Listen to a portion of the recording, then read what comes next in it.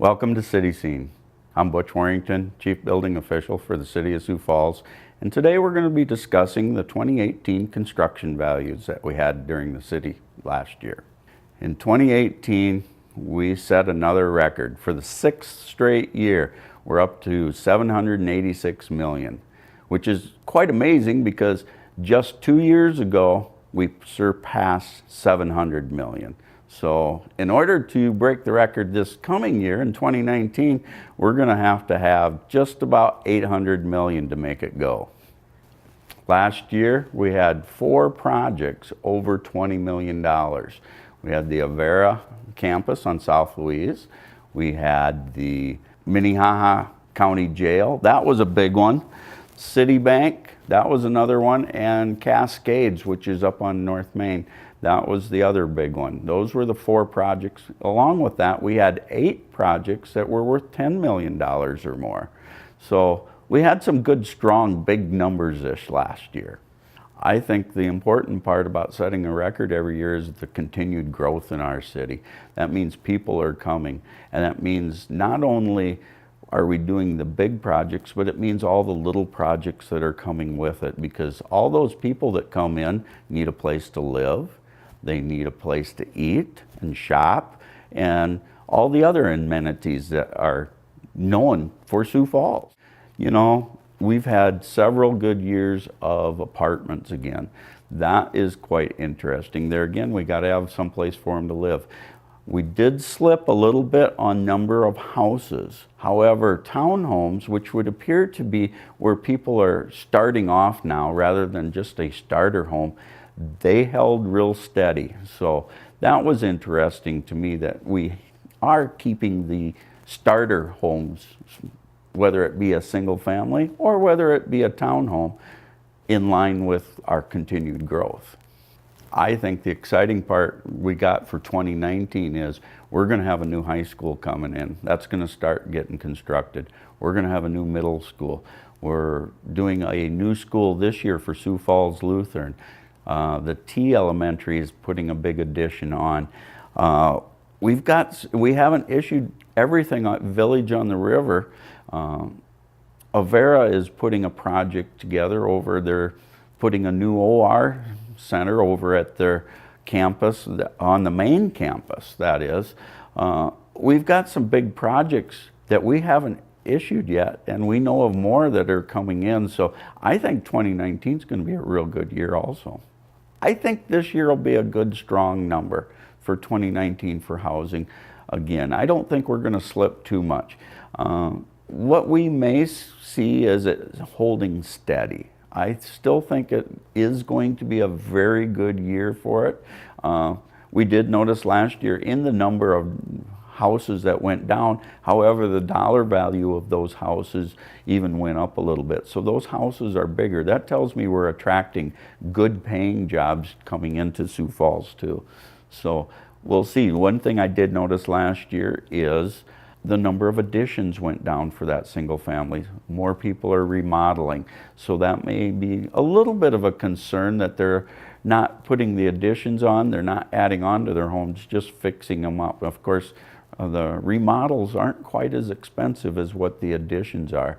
I expect our numbers of permits to go up this next year. And that's because we had a hailstorm last year, and the western part of Sioux Falls got hit a little bit hard. And I was starting to see that trend in October of last year, where the number of permits were going up. And I expect that to continue here this spring. I think everybody's jealous of Sioux Falls. We have a lot of things here in Sioux Falls. We've got a good place to go watch basketball, watch football, go to the aquatic center. We've put a lot of things into our city in the last few years, and we're able to bring people in because of that. If you would like to see these numbers that we've done over the past few years, we've got a lot of good information on our website. We keep that up. We update it every year. And if you want to see monthly how we're doing, we do have those statistics also. Okay, next up is Shannon Ozen. She is with Public Works, and she's going to be talking to Dustin Hansen, our new fleet manager out there. Well, Sioux Falls, we have a special treat for you today. We're going to introduce you to our new street supervisor, Dustin Hansen. Dustin, welcome to the show. Thank you, Shannon. So you replaced Galen Huber, who was quite a popular guy with the city of Sioux Falls. Tell us a bit about where you came from. Yeah, I spent 9 years at the sanitary landfill, which is owned and operated by the city. I started there as a supervisor and then moved up the ranks to superintendent. So are you originally from Sioux Falls? I'm not. Originally from around the Omaha, Nebraska area. Grew up in Iowa, about an hour east of Omaha. And just kind of migrated up. I actually did some consulting work for the city, and then a position opened up here, and we decided to take the venture. All right. So biggest question that I'm sure a lot of our folks have, why would you want to leave the nice quiet life at the landfill and come down to the streets, folks? I don't know if it was too quiet. It was a hard decision, I will say that, but it was one where I was ready for a new challenge. Okay. I had spent about 17 years in the solid waste industry, and so I was ready for something new. Okay. So much like Galen, I remember when Galen Huber was hired, he came from the Parks Department. Didn't know a whole lot about the street side of it. So are you kind of already jumping in, learning all about it already? Yeah, I jumped in December and kind of tackled that snowstorm there. But I kind of treat it like it's a big construction company, which I'm kind of used to. Sure. I did construction projects for consulting firms, and so I kind of tie it back to that. Okay, so you have had a major snow event then already under your belt? We've had two. Okay. Well, I don't know if I'd call it a major snow, but we had quite a bit of ice in December, at the end of December, and then about 5 inches of snow here a couple weeks ago. Awesome. So with January and February, of course, it's our cold time. So what are your guys doing in this cold time? We're trying to do as much as we can. Anytime it warms up, we'll try to get our pothole crews out there. We also manage the levee system in Sioux Falls, and we do quite a bit of storm drainage clean out this time of year. Just general cleanup. With these events, though, we're continuously going back and kind of doing de-icing and sanding events. So our guys are definitely staying busy. Yeah. So is it just a different kind of, I guess, chaos at the street folks versus street department versus the landfill, because you're just in a whole different realm of a public works. It is. It's different, but then it's not. We're serving the customers of Sioux Falls, which I call them customers, the citizens. So it's kind of the same that way. Definitely different coming from solid waste to now maintaining streets. So yeah, it's a little different chaos, and of course those first snow events, it was definitely chaotic for me. But we have 4 really good supervisors and a lot of lead operators, equipment operators that are very good down there, so they've been teaching me well. All right, so have they filled your position at the landfill yet? They have. We've hired Don Cooper, who was previously the operations manager out there for the last 2 years, so he'll do a wonderful job. Oh, great, so we'll have to get out and meet him next. Definitely. So what's coming up for the streets folks, or the street team, this summer? Any special projects, or just kind of doing what we normally do, keeping those streets together? Yeah, I wouldn't say there's any special projects. Our regular mill and overlay projects, a lot of pothole patching. We're getting ready for another street survey this coming September. So yeah, basically it's just maintaining our streets. So talk a little bit about that street survey. What does that entail? Basically, we're going to hire an outside firm, and they're going to come in and drive all the streets of Sioux Falls. And actually monitor those streets, and they'll come back with a grading for our streets. Oh, so we've done that before. We've done that a few years ago, right? We have. 2015, I believe, was the last time we did that. And how did our streets rank? Their ranking was a 70. Okay. So that's passing, right? That's passing, yep. And very good. And compared to other communities, so we're doing very well. Okay, good. So and I know this, our winters certainly have the hardest impact on our streets. I know in January we had, the 20 below zero, and then the weekend after it got really warm. So a lot of our citizens don't understand how hard that is on a city street. Yes, you take those freeze-thaw cycles, and it's a major concern. Yeah. So if it were to stay below freezing, it's actually better. Right. But when you actually warm up below that or above that, then that's when the concerns happen. Okay, great. So is there anything, I guess, just coming in on your new position, is there anything that has surprised you about the streets team? I don't think so. I think the one thing that I never really realized was the snow operation, but it's one thing that I've noticed that we do very, very well. Everybody kind of knows what to do in an event, and it happens very quickly, and it's seamless almost. A well-oiled machine. It is. Wonderful. All right. Well, is there anything else you want to tell the citizens about you? I don't think so. We're just, if you need anything, make sure you give us a call. If you see any issues out there, let us know about them. Okay, well, thanks so much for your time and good luck. Thank you. February is National Heart Month, but it's not just for Valentine's Day. We also like to bring awareness to heart disease, which is the #1 killer of Americans in the United States today. So today we have Megan Moding, who is our new practitioner at Falls Community Health. Not only do we get to introduce you today, we get to talk about heart disease, which I know is a passion of yours. So nice to have you here today. So tell us a little bit about yourself. Well, I grew up in Huron, South Dakota, so I'm local South Dakotan. I've been in Sioux Falls here for almost 15 years. I'm a new grad from SDSU, and my primary nursing background is at the Vera Heart Hospital, so my background and passion is cardiovascular disease and chronic disease management and prevention. So this is a real passionate topic for you. Yes. And your career, so we are so happy to have you here at Falls Community Health. So let's talk a little bit about heart disease, and especially in women. A lot of people think about heart disease and heart attacks, and immediately men come to mind, but that's not always the case. That's true, yes. Heart disease is the #1 killer of all Americans and women too. And a lot of times when we think of women and causes of death, we think of things like breast cancer, but really heart disease is right at the top of the scale. So, and for women, we can present differently than men. So it's hard to know, is this indigestion or is this chest pain? And so it's just not something, like you said, typically that we think women and heart disease. We usually think men, kind of that typical older male, maybe that smokes, is inactive, is kind of that set stereotype we have for heart disease, but it's prevalent in men and women. Okay, so talk to us a little bit about risk factors. What are people's risk factors? Sure, so heart disease is usually based a lot on like high blood pressure, our weight, family history of high cholesterol or high cholesterol ourselves. Diabetes is a big risk factor for heart disease. So a lot of the things when you think about your risk factors are modifiable. There are some that are your genetics that you're stuck with, like your cholesterol, but there's things that you can do to try to modify your risk factors. So biggest thing I would say is don't smoke. Smoking is a huge risk factor for heart disease, and we know that. Then the next thing would be controlling your blood pressure. They kind of go hand in hand too. If you kind of look at all the risk factors, they kind of link together, so a lot of them are lifestyle. So having a good healthy diet is going to decrease your blood pressure, also decrease your risk of diabetes, which is another risk factor for heart disease. And then trying to be physically active for the recommendations. I think the recommendations now are 150 minutes a week, but people oftentimes don't do that above and beyond their day-to-day activities. So if you look at your blood pressure, your cholesterol, again, these are things that are kind of linked back to your lifestyle that you can try to control. Some of them are family, and you just have to kind of work with your physician and doctor and try to live the best life you can.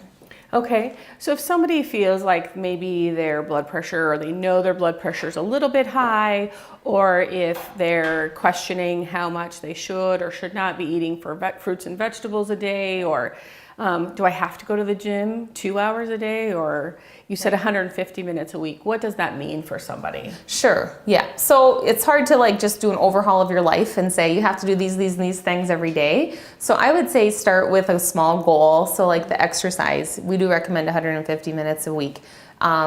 You're tired, you're busy, it's the end of the day, you don't want to go to the gym for, half hour. So trying to increase your activity just in your day-to-day activities, or going for like a 20-minute walk on your lunch break, or if you have 2 15-minute breaks at work, parking further away from the store, just getting up and standing at your desk. These are things that we have shown that just doing it in small bursts is just as effective as going for that 30-minute walk every day. Okay, so if somebody finds out that they have heart disease, and their cholesterol is high, or they've had a heart attack or something, what kind of things can they do to reverse all of that? I would say working with your physician is a good place to start. Having an annual physical is important. Managing your blood pressure is going to be huge. Also knowing what your cholesterol numbers are and working on, lifestyle modifications like we talked about, adding more fruits and vegetables, exercise, but then taking the appropriate medications like a statin. Physical activity is very important. before a heart attack, but even more so after, because we need to get our heart strong again and condition it. And it kind of helps you know if you are having symptoms too. So if you know that if you push yourself a little too hard or you have these symptoms again, you kind of know something's not right, I should go see my doctor. But if you can do your regular schedule activity, you do your 30-minute walk, everything's great. One day you can only go 10 minutes, something's not right. So it's kind of a good check with yourself to remain physically active and know your body. Okay. So, and we always encourage people to check with their family physician, or if they need other resources, who can they talk to, or where can they go? Yep. So I'd say, talk to your doctor first and foremost, and then there's great websites out there. The American Heart Association, we know, is evidence-based, and they are dedicated to fighting heart disease, so I'd recommend their website. And then here locally we have Live Well Sioux Falls, which is focusing on the well-being of our community members, so that would be a good resource just on some tips for healthy lifestyle and how to be active. Okay, well, we appreciate your time today, Megan, and welcome to Falls Community Health. Thank you.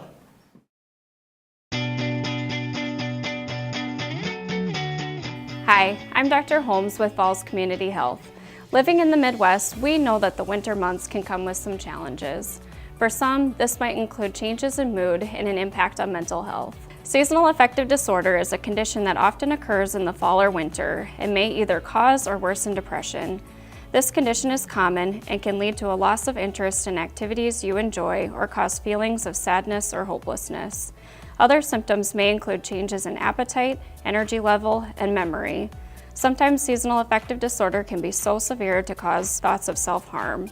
But fortunately, this condition is treatable with use of light therapy, counseling, or medications. Exercise and proper sleep habits are important for maintaining good physical and mental health as well. If you have questions about seasonal affective disorder, contact your doctor or Falls Community Health. The Midco Aquatic Center is hiring part-time lifeguard positions, work while going to school, flexible schedules, and bonus opportunities available. No certification needed to apply. Find out more information at midcoaquaticcenter.org/employment. My name is Kelby Maris. I'm the Park Operations Manager for the City of Sioux Falls Parks and Recreation Department. Here today to talk to you about our update to the Emerald Ash Borer Response Plan. Right now we are beginning to remove trees, ash trees from the right-of-ways. Last fall we marked almost 2,200 trees for removal in a specific part of town. Going to remove about 1,200 of them with the help of contractors, and about the other 900 of those trees will be removed by city forces. This is year one of our response plan. Our response plan is of course a 10-year response plan, so getting these first 2,200 trees down is a step in the right direction to address all of the 22,000 ash trees that are currently in the right-of-ways in Sioux Falls. In general, the right-of-way is between the curb and the sidewalk. So any ash tree that is in between this curb and the sidewalk is a target for removal. As part of our response plan, we will come by, we will remove the tree and haul away the associated debris. We will then grind the stump and haul away excess grindings. And all of this, with the exception of placing the topsoil and replacing the turf, is going to be done at no cost to the abutting property owner. It's all going to be done through either city contractors or through city forces.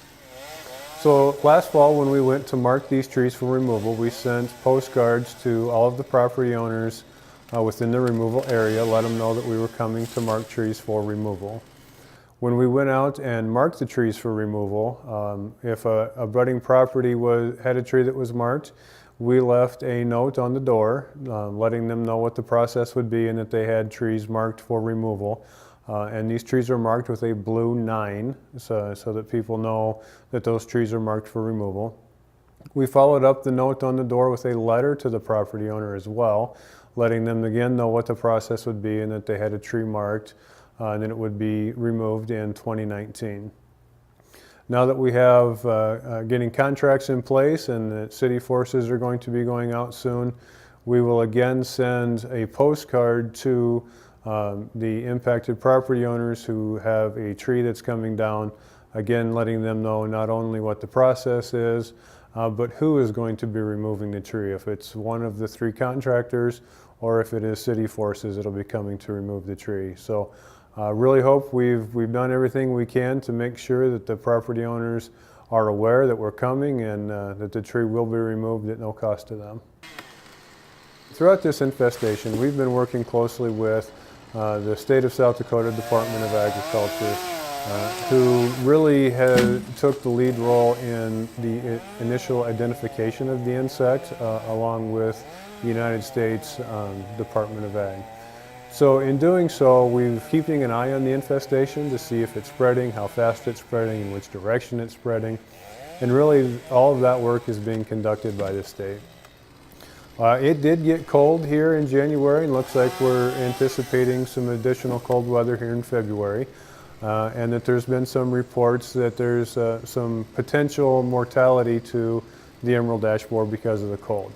And while that is true, the level of mortality is yet to be seen. So our response plans at this point have not changed. The emerald ash borer has thrived in climates much colder than Sioux Falls. So we really don't think it would be responsible of us at this point to change our plan until, of course, we've got some sampling data that tells us that the infestation has really taken a hit and is not near the size that it once was. So our response plan at this point hasn't changed, but again, as we've said throughout this whole process, we will definitely live and learn, and we'll make adjustments, whether it's to slow down our response plan or to accelerate our response plan, whichever the information tells us is most needed. So in 2020 is another step in our response plan. We have kicked off the Relief Sioux Falls project. This project allows people to donate their time and their talents to help reforest or relief Sioux Falls. In 2019, we're removing trees to make room for trees to be replanted. And Relief Project is an effort to raise $2.5 million over the next 5 years to provide funds to replace the trees that are coming down, not just in the park system, but also in the right-of-ways through a cost share program. Donations can be received online through siouxfalls.org/relief. Up next on City Scene is Park Development Specialist Mike Patton to give you an update on the Levitt Shell at Falls Park West. Well, today's a big milestone in the project. We're actually lifting and placing the first beam that is the curved roof, and it'll be the canopy for the Levitt Shell here in downtown Sioux Falls. Well, these beams are glue laminated wood beams that will be the framework for the curved roof that'll be the canopy. The curved roof was designed with the inspiration of the nearby Big Sioux River and the waves and the flowing water, and will carry forward into an iconic feature here for the festival grounds. So we're delighted to be out here today watching the first beam go in place for the roof of the Levitt Shell. You know, getting this first beam in place will really give us that outline that'll make it look like a true amphitheater. Getting ready for our 30 free concerts this year. We'll start on June 14th and run through August 10th. So I think it's going to be a terrific new venue for downtown Sioux Falls. So grateful to the Parks and Rec Department and to the city, to Friends of Levitt Sioux Falls, and of course Levitt National for all the support that made this happen. So the Levitt Shell was actually designed to really reflect the feeling of Sioux Falls. So what you see is something that emulates our beautiful river, shows all of the landscape that we have here in our downtown area. You know, we really believe that bringing this amphitheater to downtown will have a huge impact on the economic impact in the area, will bring in more tourism. It's just going to really be that thing that brings more culture, more vibrancy, and more life to downtown. All right, welcome to the library, everybody. I'm Dan Neves, and today I am at the Downtown Library with librarian Amber Fick. Amber, welcome to the show. Thank you. How are you doing today? I'm not too bad. How are you? Good. Good. Well, today, you know, as we film this is the coldest day of the year. Yes. And it's got me thinking, I can't go outside. I can't shovel because it's stuck. It's true. What do I do? And the library has an answer for that, don't we? Yes, we do. So what do we do? Well, you can participate in our winter reading program. Our winter reading program this year is in the form of a bingo card. Each square on the card is a different reading or library-related challenge. Once you finish your first bingo, you'll get one of these lovely prizes to my right, and an entry into our grand prize drawing, which we'll do later in March. And those are some nice prizes too. Ah, okay. So we have a winter reading program. Yes. We can fill out a bingo card. Yes. How do I find this bingo card? Yeah. How do I get started? What do I do? So you can stop by any library location, and we've got the cards at all of our desks, and any staff person can help you get registered. Or if you don't want to leave the house because it's so cold, you can hop on our website, siouxlandlib.org. Under My Account, there's a Read Squared option. Make an account there, sign up for the age-appropriate program for you, and you can get started from home. Same software that we use for the summer reading program, and nothing new has changed there. Nope. So if you're familiar with that, you're good to go. If not, can they stop by, and any staff member should know, right? Absolutely. Yep. Awesome. Awesome. Yeah. So is this primarily for kids? Is this primarily for adults? Is it for anybody? It's for pretty much anybody. We've got one card that's geared towards adults 18 and older, and another card that's geared towards kids in grades K through 5. There's a whole different program going on for teens, so if you've got a teen in your life, you'll want to ask about that program. But the 2 bingo cards that we have are kind of nice because the squares complement each other, so you can do the whole program as a family. You can read a book together and check it off on every square, or on both cards. One of the squares is to check out a cookbook and make a recipe, so that's a fun family activity, and then you can mark it off on both cards. Yeah, that's another fun thing to do in the Exactly. dead of winter Make when you some can't cookies. be outside. Yeah. You can always bring them by and we'll taste test them for you too. True. So, how long does the program go? The program started January 1st and goes until the end of February. So even if you're hopping on the bus a little late, any reading or activities you've done since January 1st count. Awesome. And then, we're the soft end date is February 28th, and we just want you to turn in the cards by March 14th so we can do that prize drawing on the 15th. Very good.